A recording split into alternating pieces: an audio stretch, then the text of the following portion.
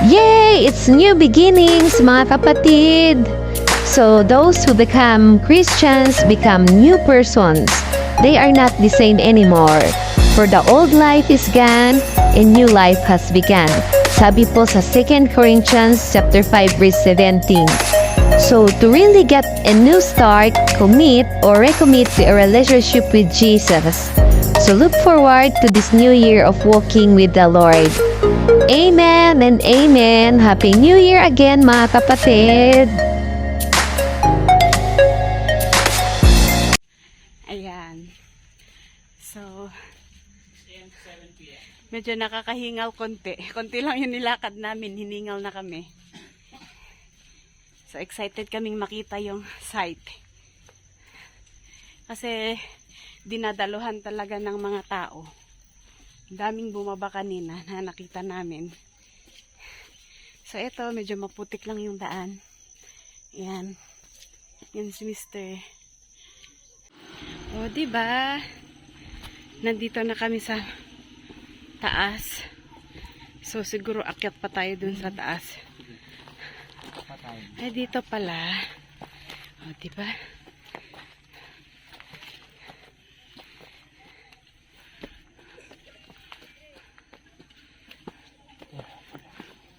Ayun, daming tao, oh.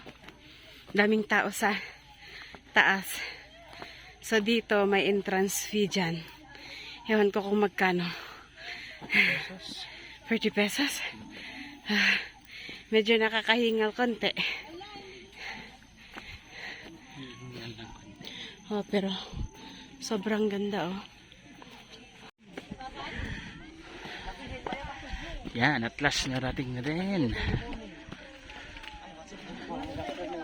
Ganun.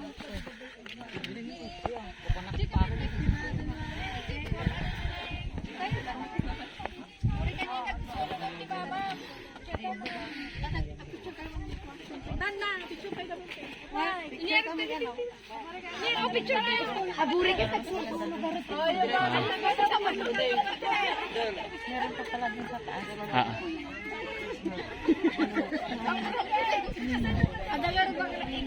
Excuse me po, kuya. Picture lang po si madam. Pang-profile niya. Pang-profile. 1, 2, 3. Lamig. So, ito, pababa kami sa galing dun sa taas. Daming tao.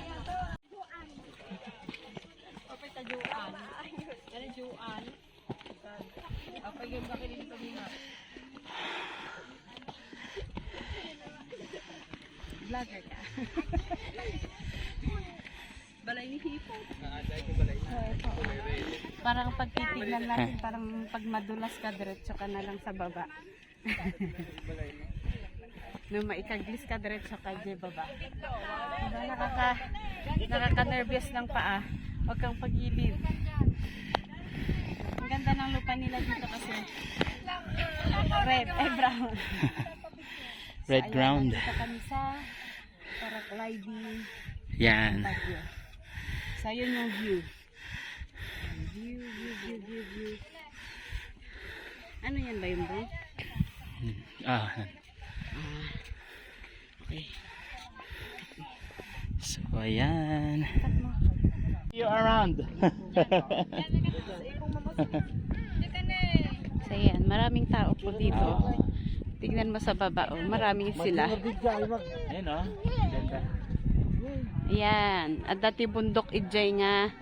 Ada iti ko, ayan. Ada iti fag na. Iso nga nalami is dito, ang bagyo ta. Kasla bagyo. O, diba? Maliit na bagyo. Ayan. Kaya pinangalanan Kaya ang bagyo. Oh, alam nyo po ba, nakikita dito yung Bulkan Mayon. Ayun yung Bulkan Mayon, nakikita Yan natin. ang Biskaya. Nakita nyo po ba yung Bulkan Mayon? Yan yung Bulkan Mayon dito sa Nueva Vizcaya. Ayun, ang daming tao sa baba. Oh, diba? Daming tao sa baba. So, may meriendahan sa baba. So far, ang ganda naman po dito. Ang gandang pasyalan. Tapos may mga bahay po doon. Siguro yan yung pinaka-sentro, no? sentro ang Baguio.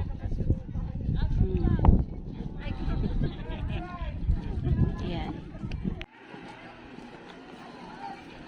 So, pababa kami dun sa, hindi kasi kami nagtanghalian kaya pababa kami.